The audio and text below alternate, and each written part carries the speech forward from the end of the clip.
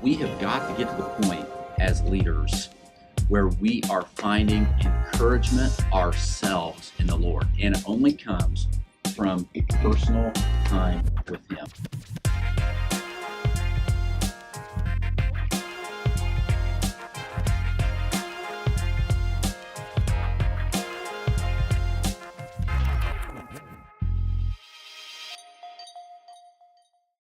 You've got to make and I've got to make my spiritual life a priority. It has got to be a priority, got to be, or else it's going to end up coming back and hurting me.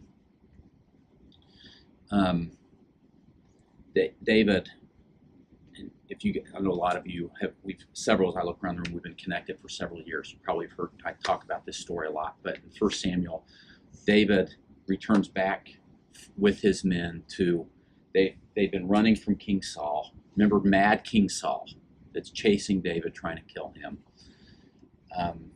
And David and his men are out, and they return home, and they find that their homes have been burnt.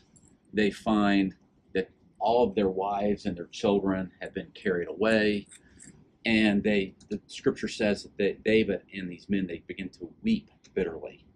Not just because everything is gone as far as their homes, but all their wives and kids are gone. And that sadness turns into angst toward David.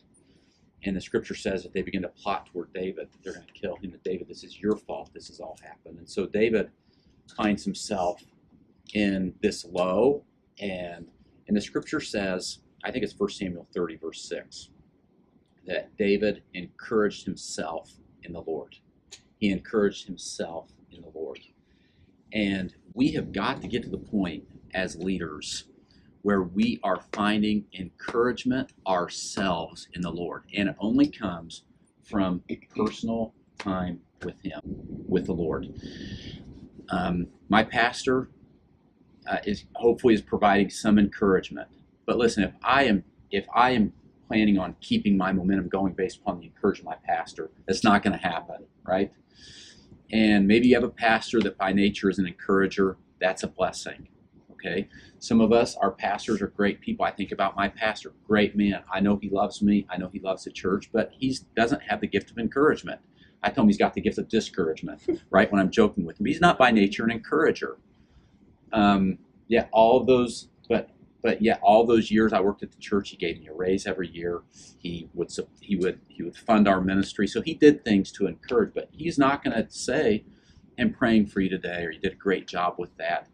And even if you have a pastor that's an encourager, I don't want to get my encouragement from my pastor. I don't want to get my encouragement from my spouse. I shouldn't be leaning on the encouragement of my team. I've got to get where I have such a relationship with the Lord that I find my encouragement from Him. And He is my strength, and He is really the sustainer of my life, of my ministry. And if I don't have that, I will be on the road.